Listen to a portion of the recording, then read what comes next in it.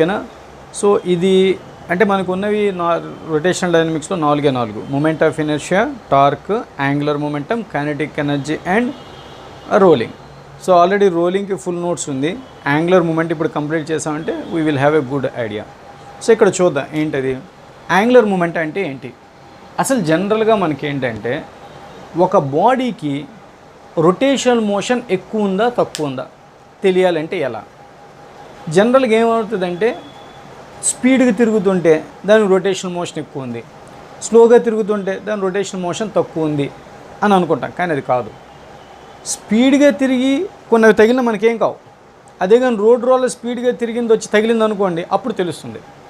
So అక్కడ speed slow అనేది కాదు, స్పీడు స్లోతో పాటు దాని మాస్ కూడా క్రైటీరియా ఉంటుంది, అది తిరుగుతున్న సర్క్యులర్ పాత్ రేడియస్ కూడా క్రైటీరియా ఉంటుంది. సో వీటన్నిటిని మైండ్లో పెట్టుకొని ఒక ఫిజికల్ క్వాంటిటీని డెవలప్ చేశారు. అంటే స్ట్రెంగ్త్ ఆఫ్ రొటేషన్ మోషన్ తెలియడం కోసం ఒక ఫిజికల్ క్వాంటిటీని డెవలప్ చేశారు. ఆ ఫిజికల్ క్వాంటిటీ పేరు యాంగులర్ మొమెంటం. అంటే అర్థం ఏంటో చూద్దాం.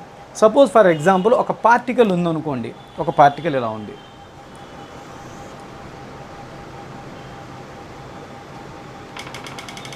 v స్పీడ్తో ఇలా పోతుంది అనుకోండి. అంటే ఈ రెండు ఉన్నాయంటే అర్థం ఏంటి, లీనియర్ మూమెంటం ఉన్నట్టు. అంటే ఒక పార్టికల్ కొంత లీనియర్ మూమెంటంతో వెళ్ళిపోతుంది. p = mv. ఓకేనా. అయితే ఇక్కడి నుంచి చూస్తున్న వ్యక్తికి ఎలా కనిపిస్తుందండి, పర్సన్కి ఇలా వెళ్తున్నట్టు అనిపిస్తుంది, అవునా.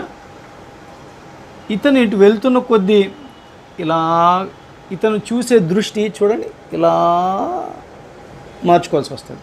సో ఆ రకంగా న్యూ పొజిషన్స్ ఇలా వస్తాయి. పాయింట్ అర్థమవుతుందా. సో ఇక్కడ ఒక టర్నింగ్ ఎఫెక్ట్ అనేది, అంటే పొజిషన్ వెక్టర్లో ఒక టర్నింగ్ ఎఫెక్ట్ అనేది కనబడుతుంది. సో ఆ రకంగా మనకి అక్కడ ఏంటంటే మనకు అర్థం కావడం కోసం సింపుల్గా దీన్ని r అనుకుంటే పాయింట్ అర్థమవుతుందా. సో అవుట్ సైడ్ పర్సన్కి ఒక పార్టికల్ స్ట్రైట్ లైన్లో వెళ్తున్నా ఆ పొజిషన్ వెక్టర్లో యాంగిల్ చేంజ్ అవుతుంటుంది కాబట్టి, ఓకేనా, చేంజ్ అవుతుంటుంది కాబట్టి ఒక రొటేషనల్ మోషన్ ఉన్నట్టు మనం కన్సిడర్ చేయాలన్నమాట. ఆ రొటేషనల్ మోషన్ని మనం యాంగులర్ మొమెంటం అంటాం. అంటే మాస్, వెలాసిటీ, డిస్టెన్స్. అదే కానీ ఇక్కడి నుంచి వెళ్తుంది అనుకోండి, ఇంకా ఎక్కువ స్ట్రెంగ్త్ ఆఫ్ మోషన్ ఉన్నట్టు with respect to this point. So ఎంతకంటే ఎక్కువ చెప్పుకున్నా సరే అర్థం కాదు. కాబట్టి మాస్, వెలాసిటీ, ఈ లీనియర్ మొమెంటంకి with respect to this point ఎంత పెర్పెండిక్యులర్ డిస్టెన్స్లో నువ్వు పోతున్నావు. ఎక్కువ డిస్టెన్స్లో వెళ్తున్నావు అనుకో ఎక్కువ రొటేషన్ మోషన్ ఉన్నట్టు, తక్కువ డిస్టెన్స్లో పోతున్నావు అనుకో తక్కువ రొటేషన్ మోషన్ ఉన్నట్టు. సో ఆ రకంగా అల్టిమేట్గా ఏంటంటే లీనియర్ మొమెంటంకి పెర్పెండిక్యులర్ డిస్టెన్స్ తీసుకోవాలి. పెర్పెండిక్యులర్ డిస్టెన్స్ ఎలా వస్తుంది చెప్పండి. ఇది పెర్పెండిక్యులర్ డిస్టెన్స్ ఎలా వస్తుంది, ఇంత చిన్నవి రాయాల్సిన అవసరం ఉంది, పెద్దవే రాసుకుందాం హ్యాపీగా. ఇది r అయితే, ఇది θ అయితే, ఇది ఎంత అవుతుంది చెప్పండి. ఇది θ కదా, అప్పుడు ఇది ఎంత అవుతుంది చెప్పండి. ఇతను m మాస్ v స్పీడ్తో వెళ్తుంటే ఎంత పెర్పెండిక్యులర్ డిస్టెన్స్లో వెళ్తున్నాడు, r పెర్పెండిక్యులర్ ఎంత అవుతుంది. ఇది r అయితే, ఇది θ అయితే, ఇది θ కాబట్టి ఇది r perpendicular = r sin θ, opposite side కాబట్టి r sin θ. So linear momentum into perpendicular distance తీసుకుంటే L = mvr sin θ వస్తుంది. సో దీన్ని L = m r bar cross, so లేదంటే mv లీనియర్ మూమెంట్ అనుకుంటే r bar cross p bar, cross అంటే sin θ అనమాట. కాబట్టి angular momentum ఈ mvr sin θ వాల్యూ ఎక్కువ ఉంది అంటే విత్ రెస్పెక్ట్ దిస్ పాయింట్ ఈ mvr sin θ వాల్యూ ఎక్కువ ఉందంటే దానికి రొటేషనల్ మోషన్ ఎక్కువ ఉన్నట్టు, తక్కువ ఉందంటే తక్కువ ఉన్నట్టు. అలా మనం ఒక ఫిజికల్ క్వాంటిటీని అజ్యూమ్ చేస్తాం. Strength of rotational motion is defined with angular momentum. How you can get linear momentum into perpendicular distance. దానికి ఫార్ములా ఏంటంటే mvr sin θ. ఇది దేనివల్ల వచ్చింది, యాక్చువల్లీ బాడీ ట్రాన్స్లేటరీ మోషన్లో వెళ్తుంటే అవుట్ సైడ్ పర్సన్కి దానివల్ల ఒక రొటేషనల్ ఎఫెక్ట్ కనబడుతుంది అనమాట. With respect to this particle the strength of rotation motion of this translatory particle angular momentum. ఓకేనా. సో దీని గురించి ఎంతకంటే డీటెయిల్గా చెప్పలేము. కాబట్టి మీరేం అర్థం చేసుకోవాలంటే ఒక పార్టికల్ స్ట్రైట్ లైన్లో వెళ్తున్నా కూడా మనం ఒక రొటేషనల్ క్వాంటిటీని డెవలప్ చేసాం అనమాట. దాని పేరు యాంగులర్ మొమెంటం. సరే అయితే సో దీన్ని ఏమంటాం అంటే ఫస్ట్ పాయింట్ ఏంటి, angular momentum due to translator motion. First method ఏంటి? Angular momentum due to translator motion అని అనుకున్నాం. అది ఎలాగంటే లేటరీ మోషన్ ఎలా అనుకున్నాం అంటే m అనే మాస్ v అనే స్పీడ్తో వెళ్తే విత్ రెస్పెక్ట్ టు ఈ పాయింట్కి, ఓకేనా, ఇది r పెర్పెండిక్యులర్ అవుతుంది కాబట్టి, ఓకేనా, r పెర్పెండిక్యులర్ అంటే ఇది θ అయితే ఇది r sin θ. So L is equals to angular momentum of this system due to the translatory motion is equals to mvr sin θ లేదా r bar cross p bar or r bar cross mv bar అలా తీసుకోవాలన్నమాట. ఓకేనా, ఆ రకంగా మనం find out చేయాలి. So ఇది ఎప్పుడైతే వెక్టర్ అని మనం డిసైడ్ చేస్తున్నామో దీనికి ఐజేకేలు ఇవ్వాలి. ఓకేనా. సో నెక్స్ట్ ఇంకోటి ఉంది ఏంటంటే, ఒక పార్టికల్, ఒక ఆబ్జెక్ట్ కానీ ఒక పార్టికల్ కానీ ఒక పాయింట్ దగ్గర దాని చుట్టూ అదే టర్న్ అవుతుంది అనుకోండి,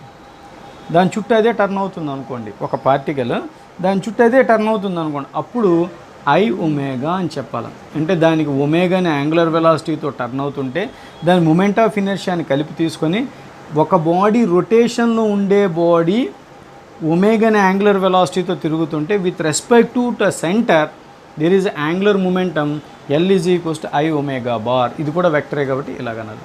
సో దీన్ని ఏమంటాం? Angular momentum due to rotation. అర్థమవుతుందా? Angular momentum due to rotation. మీకు ఎగ్జాంపుల్స్ ఇస్తే మీకు అర్థమవుతుంది. Angular momentum due to rotation. Sir మాకు పూర్తిగా అర్థం కాలేదు చెప్పండి, చెప్తాను, డోంట్ వరీ. ఎగ్జాంపుల్ ఇస్తే మీకు అర్థమవుతుంది. దీనికి ఒక ఎగ్జాంపుల్, దీనికి ఒక ఎగ్జాంపుల్ ఇస్తాను. Suppose for example 2 kgs particle 2 metre per సెకండ్తో వెళ్తుంది. ఓకేనా, ఎంత డిస్టెన్స్? 4 మీటర్లో వెళ్తుంది, 4 మీటర్ డిస్టెన్స్లో వెళ్తుంది. So find the angular momentum, find L with respect to O. ఎలా వస్తుంది? L is equals to m r bar cross p bar అని అన్నాం, r bar cross p bar, లేదా mvr sin θ అని అన్నాం. ఓకేనా, mvr sin θ. So L bar is equals to mvr sin θ. దీన్ని mvr sin θ అని రాయొచ్చు అని ఇందాక చెప్పుకోండి. అలా తీసుకోవాలన్నమాట. మాస్ ఎంత ఇచ్చాను? 2 kgs ఇచ్చాను. v ఎంత ఇచ్చాను? 2 మీటర్ పర్ సెకండ్ ఇచ్చాను. r ఎంత ఇచ్చాను? 4 మీటర్ ఇచ్చాను. అయితే ఇక్కడ 30 degrees అని ఇచ్చాడు అనుకోండి, అక్కడ 30 degrees, 60 అయితే 60, అలాగా sin 30. అయితే ఇప్పుడు నీకు ఒక డౌట్ వస్తుంది. L is equals to 16 into 2 1/2, ఇది పోతుంది 8. ఇప్పుడు దీనికి డైరెక్షన్ ఎలాగ ఇవ్వాలి? నీకు తెలియట్లేదు కదా, చెప్తా చూడు. ఎలాగంటే p bar cross r bar అన్నావు కదా, r bar cross p bar అన్నావు కదా, ఇలా పెట్టి ఇది r ఇలా పెట్టి v వైపు టర్న్ చేయి, ఇలా పెట్టి ఇటువైపు టర్న్ చేయి, అప్పుడు మైనస్కే వస్తుంది. ఓకేనా, ఈ రకంగా నువ్వు చేయొచ్చు, మైనస్కే. ఓకేనా, నీకు అర్థమైందని అనుకోవచ్చా? నెక్స్ట్ ఇప్పుడు ఎగ్జాంపుల్ 1కి ఇది ఎగ్జాంపుల్ అలా చేయాలి. ఎగ్జాంపుల్ 2కి ఎలా చేయాలంటే, ఒక సాలిడ్ స్పియర్ ఉంది, ఒక ఫ్యాన్ ఉంది, ఫ్యాన్ అనుకో, ఒక డిస్క్, దీని చుట్టూ omega is equals to 10 radian per సెకండ్తో తిరుగుతుంది. Disc mass 1 kg, radius 2 metre. ఓకేనా, 1 kg రేడియస్ 2 మీటర్ ఉండే డిస్క్ ఒమేగా 10 రేడియన్ పర్ సెకండ్తో తిరుగుతూ ఉంది. What is the angular momentum? Find L with respect to centre అని అడిగాడు అనుకోండి. అప్పుడు L due to rotation is equals to I omega. I అంటే ఎవరు? డిస్క్కి mr²/2. ఓకేనా, ఇంటూ ఒమేగా. ఒమేగా ఎంత ఇచ్చాను? 10 ఇచ్చాను. సో m ఎంత ఇచ్చాను ఇక్కడ చూడండి, 1. m ఎంత ఇచ్చాను? 1 ఇంటూ r 2²/2 ఇంటూ 10. సో 20 వస్తుంది అనమాట, 20 యూనిట్స్. దానికి ఏ డైరెక్షన్ ఇవ్వాలి? ఇలా మైనస్కి, ఇలా అయితే ప్లస్కి. ఆ రకంగా మనం డైరెక్షన్స్ డిసైడ్ చేయాలి, మైనస్కి. సో ఆ రకంగా యాంగులర్ మొమెంటమ్స్ మనం టిక్ చేయాలి. సో అది క్లాక్ వైజా యాంటీ క్లాక్ వైజా చూసుకొని ఇవ్వాలి. అంటే మనకి నీట్ ఎగ్జామ్స్లో, మెయిన్స్ ఎగ్జామ్లో ఇంతకంటే పిచ్చికిపోయే క్వశ్చన్స్ ఏమి ఉండవు. అందుకని అస్సలు టెన్షన్ పడద్దు. సింపుల్, ఆర్ మీద పెట్టండి, వీ వైపు టర్న్ చేయండి. అదే కానీ ఇటు ఉంది అనుకోండి, ఇటువైపు టర్న్ చేయండి, అంతే. సో ప్లస్ కే మైనస్ కే. అలాగే ఇక్కడ క్లాక్ వైజా యాంటీ క్లాక్ వైజా సార్ వస్తారు ఆ పాటలాగా అనమాట అంతే. ఓకేనా, మీకు అర్థమైంది అనుకుంటున్నాగా.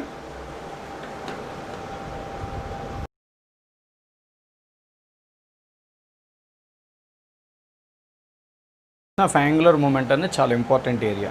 సో కాబట్టి యాంగులర్ మూమెంటం గురించి అంతకంటే ఎక్కువ డీటెయిల్గా అడగడం, మీకు law of conservation of angular మూమెంటంలోని ప్రాబ్లమ్స్ మనం డిస్కస్ చేస్తున్నప్పుడు అవన్నీ కవర్ అయిపోతాయి. డోంట్ గెట్ టెన్షన్, బిందాస్. సో అయితే ఫస్ట్ మీరు టెన్షన్ పడద్దు, టెన్షన్ పడితే ఈ లెసన్ రాదు ఫస్ట్. ఓకేనా, దీంట్లో ఉన్నది ఏంటి తెలుసుకోండి, ఆటోమేటిక్ మీకు అర్థమవుతుంది. సో ఇప్పుడు చూద్దాం ఏంటిది లా of conservation of angular momentum అంటే మనం వెళ్ళాలనుకునేది ఏంటంటే లా of conservation of angular momentum. ఇది మన కాన్సెప్ట్. అయితే మీకు తెలిసిందేంటి, కన్జర్వేషన్ అంటే అర్థం ఏంటి, కాన్స్టెంట్ అని అర్థం అని మీనింగ్ అనమాట. సో కాన్స్టెంట్ అంటే ఎవరు కాన్స్టెంట్, యాంగులర్ మూమెంటం కాన్స్టెంట్. ఎప్పుడు కాన్స్టెంట్, ఎలా కాన్స్టెంట్, ఏ కండిషన్లో కాన్స్టెంట్ అని తెలుసుకోవడం ఇప్పుడు లెసన్. ఓకేనా. సో ఇప్పుడు చూద్దాం. సపోజ్ ఫర్ ఎగ్జాంపుల్ టార్క్ని ఎలా డిఫైన్ చేసాం, ఐ ఆల్ఫా అని డిఫైన్ చేసాం. అవునా, ఆల్ఫా అంటే ఎవరు, ω2 minus ω1/t, rate of change of angular speed కదా. So I⍵2 minus I⍵1/t. ఓకేనా. సో దీన్ని ఏమంటాం అంటే L2 అంటాం. L2 final angular momentum, initial angular momentum. So దీన్ని సింపుల్గా అంటే మ్యాథమెటికల్గా రాయాలంటే dL/dt అనొచ్చు. సో కాబట్టి టార్క్ని ఎలా డిఫైన్ చేశాడు, law of rate of change of angular momentum. టార్క్ని ఎలా డిఫైన్ చేశాడు, rate of change of angular momentum is called torque అని కూడా డిఫైన్ చేశాడు. సో అది టార్క్కి యాంగులర్ మూమెంటం మధ్య relation. Suppose for example torque లేదనుకోండి, టార్క్ లేకపోవడం ఏంటి అంటే ఫోర్స్ యాక్ట్ చేయట్లేదు అనుకోండి. సో టార్క్ లేకపోతే అప్పుడు if there is no torque, torque acting on the body. Torque act చేయకపోవడం అంటే ఏం కాదు, ఇప్పుడు టార్క్ లేదంటాం, R F సేమ్ డైరెక్షన్ ఉన్న టార్క్ 0 అంటాం. ఓకేనా. లేదు, ఈ ఫోర్స్ వెళ్ళి ఈ పాయింట్ దగ్గర ఇలాగ యాక్ట్ చేసినా R లేదు కాబట్టి టార్క్ 0 అంటాం. లేదు, ఓకేనా, అసలు ఫోర్స్ యాక్ట్ చేయట్లేదు, ఇలా ఉంది, టార్క్ 0 అంటున్నాం. దాని మాన తిరుగుతుంది అనుకోండి, దాని మట్టుకు అది ఎందుకు ఎలాగో తిరుగుతుంది అనుకోండి, అప్పుడు టార్క్ 0 అంటాం. సో ఇలాగ ఈ 3 కండిషన్లు ఏదైనా టార్క్ 0 అయితే అప్పుడు ఏమవుతుంది, ఈ కండిషన్లో 0 = L2 minus L1/t. So L2 = L1 అంటే L1 = L2. Angular momentum remains constant. ఏంటిది, యాంగులర్ మూమెంటం రిమైన్స్ కాన్స్టెంట్ అని చెప్పడాన్ని law of conservation of angular momentum అని చెప్తాం. ఓకేనా. Law of conservation of angular momentum అంటే ఏంటి, యాంగులర్ మూమెంటం రిమైన్స్ కాన్స్టెంట్ అంటే L1 = L2 అని చెప్పడమే law of conservation of angular momentum. అంటే when there is no external torque angular momentum remains constant. అంటే ఒక సిస్టంలో చేంజ్ అవ్వకముందు యాంగులర్ మూమెంటము, చేంజ్ అయిన తర్వాత యాంగులర్ మూమెంటం సేమ్ ఉండడమే law of conservation of angular momentum. దానికి ఎగ్జాంపుల్ ఏంటంటే బోల్డ్ అని చెప్పుకోవచ్చు. దీంట్లో 4-5 ఎగ్జాంపుల్స్ కింద తీసుకుందాం. ఓకేనా. సపోజ్ ఫర్ ఎగ్జాంపుల్ ఇప్పుడు దీన్ని 4-5 ఎగ్జాంపుల్స్ కింద తీసుకుందాం. సో ఇప్పుడు earth spear,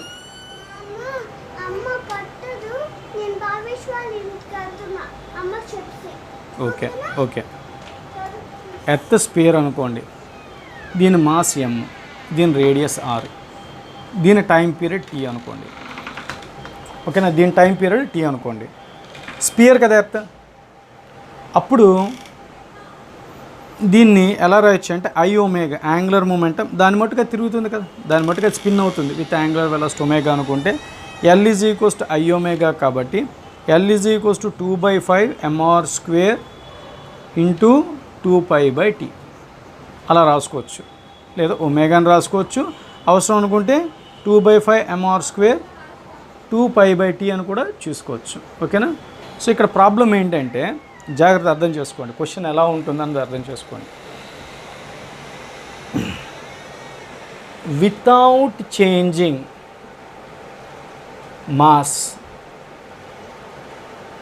radius is doubled అన్నాడు. Radius is doubled. Without changing mass radius is doubled అంటే ఇది చేంజ్ అవ్వట్లేదు, ఇది ఎలాగూ చేంజ్ అవ్వదు. 2π అనేది చేంజ్ అవ్వదు. Without changing mass radius is doubled. What will be the time period? What is the time period అని అడిగాడు అంతే. జస్ట్ నీట్లోని మెయిన్స్లో ఇది చాలా ఇంపార్టెంట్ క్వశ్చన్. కాబట్టి ఇది ఒక ఎగ్జాంపుల్ అనమాట. దీని మీద ఎక్స్టర్నల్ టార్క్ ఏం లేదు, ఎక్స్టర్నల్ ఫోర్స్ లేదు, ఎక్స్టర్నల్ టార్క్ లేదు, ఏం లేదు కదా. కాబట్టి అప్పుడు ఏం తీసుకోవాలి? L1 = L2 తీసుకుంటే అప్పుడు మనం ఫాలో అవ్వాల్సింది ఏంటి? 2/5 mr1² into 2π/T1 = 2/5 mr2² 2π/T2. ఓకేనా? అయితే ఇప్పుడు అంటే యాంగులర్ మూమెంట్ టార్క్ లేదు కాబట్టి 2/5 m పోతుంది. అప్పుడు 2π కూడా పోతుంది. అంటే r1/r2² లేదంటే T2/T1 r2/r1². ఇప్పుడు వాడు ఏమన్నాడు? వితౌట్ చేంజింగ్ మాస్ అన్నాడు కాబట్టి దీన్ని వదిలేసుకున్నాం. ఓకేనా? వితౌట్ చేంజింగ్ మాస్ అన్నాడు కాబట్టి ఎమ్ని ఇక్కడ వదులుకోవాల్సి వచ్చింది. ఇక్కడ T2/T1 r2/r. ఏమన్నాడు? Radius is double. ఇది డబుల్ అన్నాడు. అంటే T2/T1 2r/r². అప్పుడు ఎంత అవుతుంది? T2/T1 4/1. T2 4T1. అసలు T1 అంటే ఎంత? T1 అంటే ఎంత చెప్పండి? 24 అవర్స్. కాబట్టి T2 4 × 24 అవర్స్. లేదు రేడియస్ హాఫ్ అన్నాడు అనుకోండి, r/2 వేయాలి. ఓకేనా? సో దీంట్లో ఇంకో క్వశ్చన్ ఇస్తాను చూడండి, బాగా అనిపిస్తుంది. ఇది మీకు అర్థమైంది కదా. దీంట్లో ఇంకో క్వశ్చన్ ఇస్తాడు. Without changing mass radius is half అని అన్నాడు. Without changing mass radius is half అన్నాడు. అంటే same angular momentum constant 2/5 mr1² 2π/T1 2/5 mr. సో 2/5 క్యాన్సిల్, 2π క్యాన్సిల్. m ఎందుకు క్యాన్సిల్ చేసామంటే మాస్ సేమ్ అన్నాడు కాబట్టి చేసాం. సో అప్పుడు T2/T1 r2/r1². కాబట్టి T2/T1 2r2 ఎంత అయింది? r2 ఎంత అయింది? రేడియస్ ఈజ్ ఆఫ్ అంటే ప్రాబ్లం మారింది. చూద్దాం జాగ్రత్తగా. ఇక్కడ మారింది అనమాట. కాబట్టి మొత్తం ఆన్సర్ మారుతుంది. సో r2/r1² అంటే r/r² అంటే ఎంత అవుతుంది? 1/4 అవుతుంది. అంటే T2 T1/4 అంటే 24 hours/4 అంటే 6 hours అనమాట. అయితే క్వశ్చన్ జాగ్రత్త చూసుకోండి. ద న్యూ టైం పీరియడ్ అని అడిగాడా, చేంజ్ ఇన్ టైం అని అడిగాడో చూసుకోవాలి. చేంజ్ ఇన్ టైం అన్నాడు అనుకోండి, న్యూ టైం పీరియడ్ అంటే ఇక్కడ 6 hours సరిపోతుంది. New time change in time అని అడిగాడు అనుకో, ఫస్ట్ ఎంత ఉండేది 24 hours, ఇప్పుడు ఎంత అయింది 6 hours. కాబట్టి చేంజ్ ఇన్ అవర్స్ ఎంత అయింది 18 hours. చూసుకోండి, చేంజ్ ఇన్ టైం అని అడిగితే initial time minus final time. అదేగా న్యూ టైం అని అడిగాడు అనుకోండి, what is the new time అన్నాడు అనుకోండి 6 hours. అలా క్వశ్చన్ ట్విస్ట్ ఉంటుంది. ఇది కాకుండా ఇంకో క్వశ్చన్ ఉంటుంది, వితౌట్ చేంజింగ్ డెన్సిటీ. ఇక్కడ ఒక క్వశ్చన్ ఉంది చూద్దాం. దీంట్లోనే without change in the density అదేంటో చూద్దాం. Without change in the density అంటే ఏంటో చూద్దాం. Without change in the density అంటే ఏంటో చూద్దాం. Without change in the density అంటే without change in the density ఎలాగుంటుంది జనరల్గా. ఇప్పుడు అంటే without change in the density radius is half. What is new time period అని అడిగాడు. ఓకేనా? Without changing the density what is the new time period అని అడిగాడు. అప్పుడు ఎలా చేయాలో చూద్దాం. ఇప్పుడు అంటే ప్రాబ్లమ్ని L1 L2 వేసుకుంటే 2/5 mr² m1r1² 2π/T1 2/5 mr2² 2π/T2. మీకు అర్థమైంది ఇంతకెందుకు 2π/T రాసిన? I1 ω1 I2 ω2 అనమాట. ప్రాబ్లం ఏదైనా సరే 2/5 పోతుంది, ఈ 2π పోతుంది. ఇప్పుడు వితౌట్ చేంజింగ్ డెన్సిటీ అన్నాడు, మాస్ అనలేదు.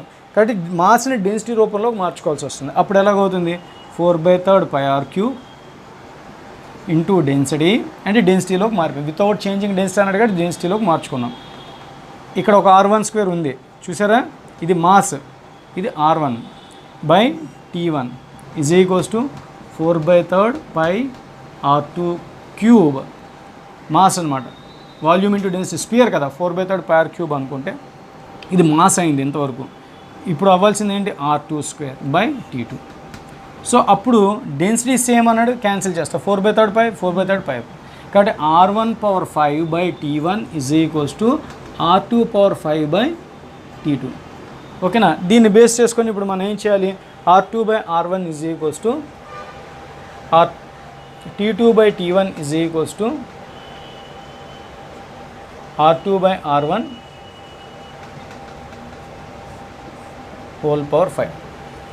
కాబట్టి అప్పుడు ఎంత అవుతుంది, 24/T2/24 r2 అంటే ఎంతది, హాఫ్ అన్నాడు కదా, radius becomes half by r whole power 5. కాబట్టి T2/24 1/32. So T2 24/32 hours. అలా చేయాలన్నమాట. మీకు law of conservation of angular moment first example ఇది. మీకు అర్థమైందా? రైట్.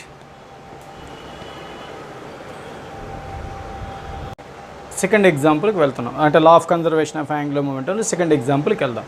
ఓకేనా? సో చూద్దాం. ఇదేంటంటే యాంగులర్ మూమెంటం ఇది ఉందనుకోండి. ఫర్ ఎగ్జాంపుల్ ఒక డిస్క్ ఇలా ఉంది, దీనికి దాని ప్రిన్సిపల్ యాక్సిస్ బట్టి ω1 అనే యాంగులర్ స్పీడ్తో వెళ్తుంది, దాని మూమెంట్ ఆఫ్ ఇనర్షియా I1 అనుకోండి. ఇక్కడ ఇంకొక డిస్క్ ఉంది, సేమ్ డైరెక్షన్లో వెళ్తుంది, సేమ్ డైరెక్షన్లో రొటేట్ అవుతున్నాయి, సేమ్ డైరెక్షన్ రొటేట్ అవుతున్నాయి, దీని మూమెంట్ ఆఫ్ ఇనర్షియా I2. ఈ రెండింటిని ఒకదానికొకటి కప్లింగ్ చేసాం. కప్లింగ్ అంటే ఒకదాని మీద ఒకటి, పై దాని మీద అయినా ఎడ్జసెంట్ అయినా, అంటే కప్లింగ్ అంటే ఇలా ఒకదాని మీద ఒకటి వచ్చేటట్టు చేసాం అనుకో. అప్పుడు మూమెంట్ ఆఫ్ ఇనర్షియా స్కేలార్ లాంటిది కాబట్టి I1 + I2 అయ్యి ఇది ఒక కామన్ యాంగులర్ స్పీడ్తో తిరుగుతుంది. అప్పుడు దీనికి యాంగులర్ మూమెంట్ ఎంత ఉంటుంది, ఇనీషియల్ యాంగులర్ మూమెంటం I1 ω1, దీని యాంగులర్ మూమెంట్ ఎంత అవుతుంది, I2 ω2. సో దీని యాంగులర్ మూమెంట్ ఎంత అవుతుంది, final angular momentum I1 + I2 × ω. కాబట్టి initial angular momentum final angular momentum same కాబట్టి I1 ω1 + I2 ω2 I1 + I2 × ω. అంటే న్యూ యాంగులర్ వెలాసిటీ మీకు అక్కడ ఏమవుతుంది, ω new angular velocity ω I1 ω1 + I2 ω2/I1 + I2 అన్నది. అదే కానీ ఇది రెస్ట్ అనుకోండి, ω2 0 తీసుకోవాలి. అయితే ఇప్పుడు పాయింట్ ఏంటంటే ఈ సిస్టంలో కొంత కైనెటిక్ ఎనర్జీ లాస్ అయిపోతుంది. ఏంటంటే ఇది ఒకదాని మీద ఒకటి వెళ్ళినప్పుడు ఒక స్పీడ్ ఒకటి స్లో అయ్యి కొంత ఫ్రిక్షన్ జరిగి కొంత ఎనర్జీ లాస్ అయిపోతుంది. Loss of kinetic energy of the system, kinetic energy of the system అని అడిగాడు అనుకోండి, half ω × ω1 - ω2 whole square. Same direction అయితే మైనస్ అనేది సేమ్ డైరెక్షన్ అయితే వాడాలి. ఓకేనా? రైట్. సో అదే కానీ అపోజిట్ డైరెక్షన్ అన్నాడు అనుకోండి, అప్పుడేమవుతుంది, అపోజిట్ డైరెక్షన్ అయితే చూడండి, అపోజిట్ డైరెక్షన్ అయితే ఇలా ఉంటుంది అనమాట. అప్పుడు I1 ω1 - I2 ω2 ఆ రెండు మళ్ళీ కామన్ యాంగులర్ వెలాసిటీ, అంటే రెండు ఒక దాని మీద రెండు మళ్ళీ ఒక డైరెక్షన్లో రొటేట్ అవుతాయి కాబట్టి I1 ω1 + I2 ω2 అంటే సింగిల్ బాడీ కింద మనం కన్సిడర్ చేయాలి. అప్పుడు ఇక్కడ మైనస్ వస్తుంది, ఆపోజిట్ డైరెక్షన్ మూవ్ అయినప్పుడు I1 ω1 - I2 ω2 ఇక్కడ మాత్రం ప్లస్ ఉంటుంది, మూమెంట్ ఆఫ్ ఇనర్షియా స్కేలార్ కదా, దానికి ప్లస్ అవుతుంది. సో ఇక్కడ మాత్రం మనకి ఏమవుతుందంటే ఆపోజిట్ డైరెక్షన్ అయినప్పుడు వీటికి నోట్స్ రాసుకొని ఉంచుకోండి, రఫ్ నోట్స్ రాసుకొని ఉంచుకోండి. ఎందుకంటే నేను చేర్పించినట్టు మీరు కూడా నోట్స్లో చేర్పిస్తారు అనుకున్న కష్టం, సెపరేట్గా రాసుకోవాలి. దాని మీద ఇప్పుడు ప్రాబ్లమ్స్ మీకు ఎక్స్ప్లెయిన్ చేస్తాను, మీకు మొత్తం అర్థమవుతుంది. ఓకేనా? ఎగ్జాంపుల్ 3కి వెళ్దాం. ఎగ్జాంపుల్ 3కి వెళ్దాం, ఏంటో చూద్దాం. మీకు ఇది అర్థమైంది కదా? సో ఎగ్జాంపుల్ 3 ఏంటంటే ఇవన్నీ మీకు తెలిసినవే. మళ్ళీ నేను ఎందుకు ఒకసారి చెప్తున్నానంటే ఒకసారి జస్ట్ రీకాల్ చేస్తే సబ్జెక్ట్ బాగా వస్తుందన్నమాట. ఒక్కసారి రీకాల్ చేయాలి, లేకపోతే గుర్తుండవు, అంతే, ఇంకేం కాదు.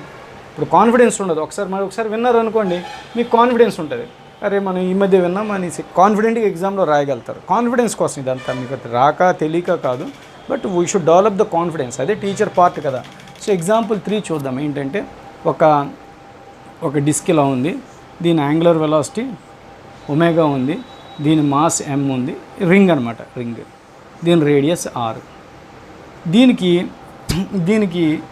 దీని సర్కంఫరెన్స్ మీద చిన్న స్మాల్ బీట్స్ 2 పెట్టాడు.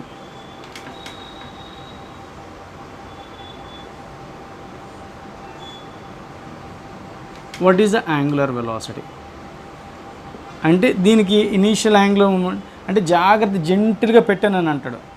సో దీని moment of inertia I1 ω1 I2 ω', ω1 is equals to I2 ω2. ఇప్పుడు దీనిది రింగ్ మాత్రం కాబట్టి mr² ω1 is equals to m disc plus ఇది పార్టికల్ కదా, mr² ప్లస్ mr² ω'. కాబట్టి అప్పుడు ఎంత అవుతుందంటే mr² ω1 is equals to m plus 2m into r² ω'. r² పోతుంది, r² పోతుంది. సో కాబట్టి అప్పుడు ఎంత అవుతుంది, ω' is equals to m plus 2m, m plus 2m initial angular velocity is equals to final angular velocity. అలా తీసుకోవాలి. మీకు ఇది తెలిసిందే, ఒకసారి జస్ట్ ఎక్స్ప్లెయిన్ చేశాను అంతే. ఓకేనా? కాన్ఫిడెంట్గా తయారవ్వడం కోసం మనం చేస్తుందంతా. Okay, right.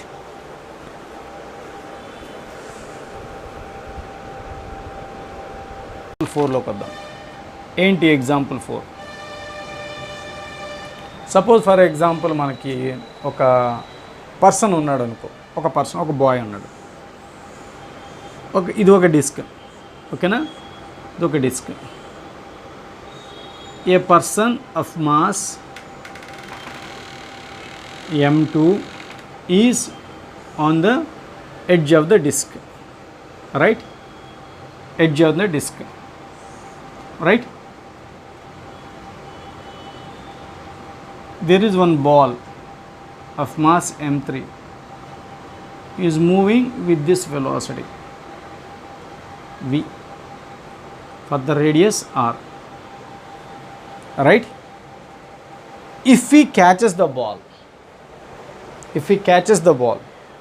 then what will be the angular velocity of the disc? Chepta chodandi. If he catches the ball, what will be the structure?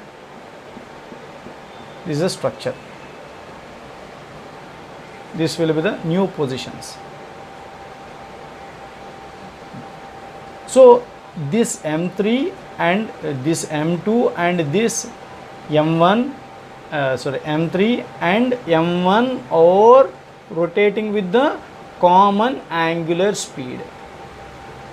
What is that common angular speed? This is the question. Question is very simple. ఏంటిది? ఒక person mass m2 standing on the edge of the disc. పడిపోతాడు. ఎలాంటి వద్దు, మరి పడిపోతే నీకేం problem? నువ్వు గంట సేపు చూడు, ఆడు కావాలంటే చూడు, ఒక గంట సేపు అక్కడ అలా ఉన్నాడు. ఇప్పుడు m3 అనే మాస్ v స్పీడ్తో ఇలా వెళ్తుంది, అంటే ఆల్మోస్ట్ టాంజెన్షియల్గా వెళ్తుంది. అప్పుడు ఇతను ఇది క్యాచ్ చేస్తే అప్పుడేమవుతుంది? వాడిలో ఒక పార్ట్ అయిపోయి వాడితో పాటు తిరుగుతుంది. What is the angular speed? ఓకేనా? అర్థమైందా? So right. సో కాబట్టి ఇప్పుడు మనం ఫాలో అవ్వాల్సింది ఏంటంటే, ఇప్పుడు సిస్టమ్కి ఈ పార్టికల్ తీసుకోండి with respect to O MVR angular moment due to translatory motion. అంటే ఇది ట్రాన్స్లేటరీ మోషన్లో ఉన్న విత్ రెస్పెక్ట్ ఈ పాయింట్కి ఎంవిఆర్ పర్పెండిక్యులర్ ఉంది కాబట్టి m3vr ఉందన్నమాట, యాంగులర్ మొమెంటం ఉంది. ఈ ఎంవికి కొంత పర్పెండిక్యులర్ డిస్టెన్స్ ఉండడం వలన యాంగులర్ మొమెంటం ఉంది అని అంటాం. ఇంకెవరు రెస్ట్? డిస్క్ రెస్ట్, వీడి రెస్ట్ కాబట్టి వీడు జడ్డివాడు, వీడికి ఏం లేదు. సో వాడికి ఏం లేదు, దీనికి ఏం లేదు, కానీ దీనికి ఉంది. ఏంటుంది? ఎంవిఆర్ ఉంది, m3vr ఉంది. సో ఎప్పుడైతే ఇది వచ్చి వీడు క్యాచ్ చేస్తాడో వాడిలో ఒక సిస్టంలో ఒక పార్ట్ అయిపోయింది కాబట్టి వీళ్ళకి ఎంత అవుతుందంటే, ఇది డిస్క్ m1r²/2 iω అనమాట. ఈ angular momentum angular moment due to translator motion, angular momentum due to రొటేషన్లోకి మారిపోతుంది. మారిపోయినప్పుడు L=iω ఫార్మేట్ అనమాట. m1r²/2 వీడు పార్టికల్లో ఉంటాడు. వీడు ఎంత డిస్టెన్స్లో ఉన్నాడు? r డిస్టెన్స్లో ఉన్నాడు. ఇప్పుడు ఇది బాల్, ఇది ఒక పార్టికల్ అనుకోండి, m3r² × ω. Law of conservation of angular momentum. External torque ఏ లేదు, ఇదంతా ఒక సిస్టమ్ అనుకోండి. అంటే ఎక్స్టర్నల్గా ఏం జరగలేదు, సిస్టంలోనే అంతా జరిగింది. కాబట్టి L1 is equals to L2 తీసుకుంటే M3VR is equals to M1/2 M2 plus M3 into R² into omega. So ఆ రకంగా మనం యాంగులర్ వెలాసిటీ మనం ఫైండ్ అవుట్ చేయొచ్చు. ఓకేనా, మీకు అర్థమైంది కదా? Right.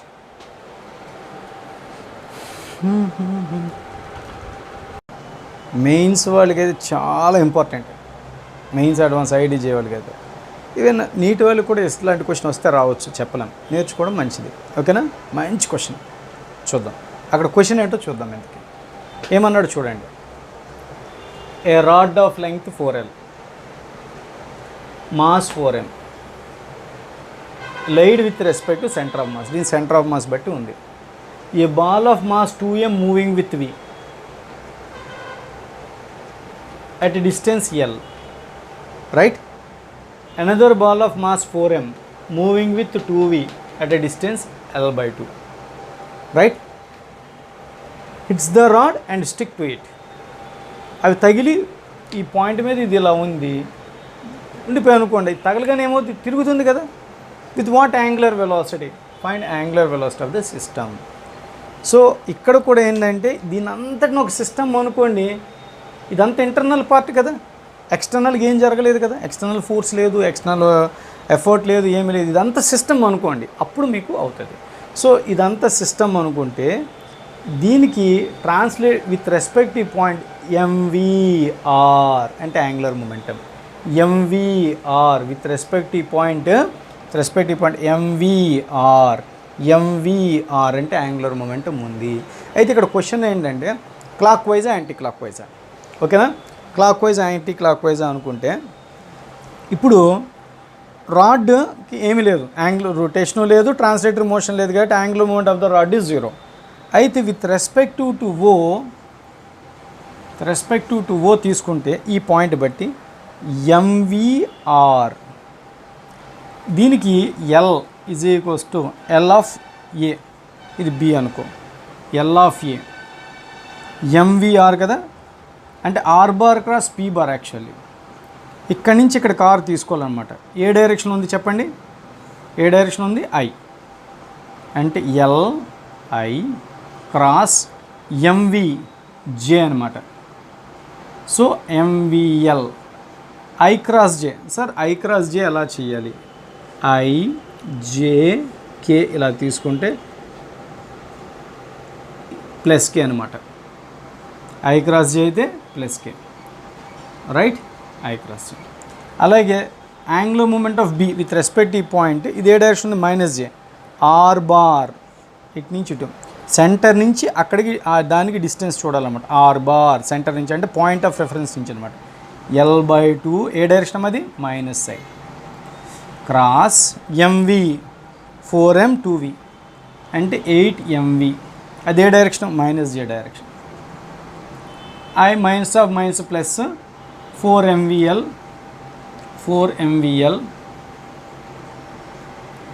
Minus of minus plus I cross J K. So ఈ రకంగా ఇనీషియల్ యాంగులర్ మూమెంటం రాడ్కి ఏమీ లేదు, దీనికి మాత్రం ఉంది. కాబట్టి angular moment of A plus angular moment of B రెండు ప్లస్సా మైనస్సా? ప్లస్ అని అంటున్నాను, ఎందుకు? K కాబట్టి. అదే కానీ K మైనస్కి వచ్చింది అనుకోండి, మైనస్ చేయాలి. కాబట్టి ఎంత అయింది? 5mvl ఏ డైరెక్షన్? K direction, right. ఇది initial angular moment of the system. తర్వాత ఏమవుతుంది? ఇవి స్టిక్ అయిపోయి అంటున్నాడు, స్టిక్ అయిపోయి దీంతో పాటు తిరుగుతున్నాయి అంటున్నాడు. So the angular moment of the system is equals to I of rod plus I of A and I of B plus omega. ఓకేనా? సో రాడ్ ఇదెంత? ఇక్కడ మనం చేసాం 16.4 ml²/12 కదా, విత్ రెస్పెక్ట్ సెంటర్ ml²/12, కానీ దాని మాస్ 4m, దాని length 4L అవ్వడం వల్ల 4m 4L² ml²/12 అంటే 64 ml²/12, 64 ml²/12, రైట్? ప్లస్ దీని MR², M ఎంత? 2m, R² ఎంత? L², 2mL² ప్లస్ దీనిది 4m into 2L² 4m into 2l square అంటే 16ml² ఇంటూ ఒమేగా. అప్పుడు అది ఎంత అవుతుందో చూసుకోండి. I final. So L fine, ఇది మూమెంట్ ఆఫ్ ఇనర్షియా అనమాట. L is equals to L2 is equals to I omega. So కాబట్టి ఎంత అవుతుందంటే ఇది 32/6. 32/6 అంటే 16/3. 16/3 ml² plus 2ml² plus 16 ml² into omega. అప్పుడు ఈ రెండింటిని initial angular momentum, final angular momentum compare చేస్తే law of conservation of angular మొమెంట్కి ఎగ్జాంపుల్ కాబట్టి బై అంటే is equals to 16 ml² plus 2ml² plus 18 ml² into omega. కాబట్టి omega కావాలంటే దీని కిందన వేస్తాం. అలా ఆ రకంగా మీరు క్యాలిక్యులేట్ చేయొచ్చు. ఈ ప్రాబ్లమ్ని 1కి 2 సార్లు చూడండి, 1కి 2 సార్లు అర్థం చేసుకోండి. నేను ఇక్కడ యాంగులర్ మొమెంటం డైరెక్షన్ తీసుకునేటప్పుడు ఎలా తీసుకున్నాను చూడండి. R bar cos P bar, R అంటే సెంటర్ నుంచి ఇటు చూడాలి. R bar cross P bar, ఇటువైపు కట్టేటప్పుడు R ఎలాగ R డైరెక్షన్ మారిందో చూసుకోండి. ఓకేనా? ఇవి ఇంపార్టెంట్ పాయింట్స్. ఇవి లా of conservation of angular momentum అనేది ఇంపార్టెంట్. దీన్ని బేస్ చేసుకుని ఇప్పుడు మనం ప్రాబ్లమ్స్లోకి వెళ్తాం. మంచి భలే ఉంటుంది. ఓకేనా?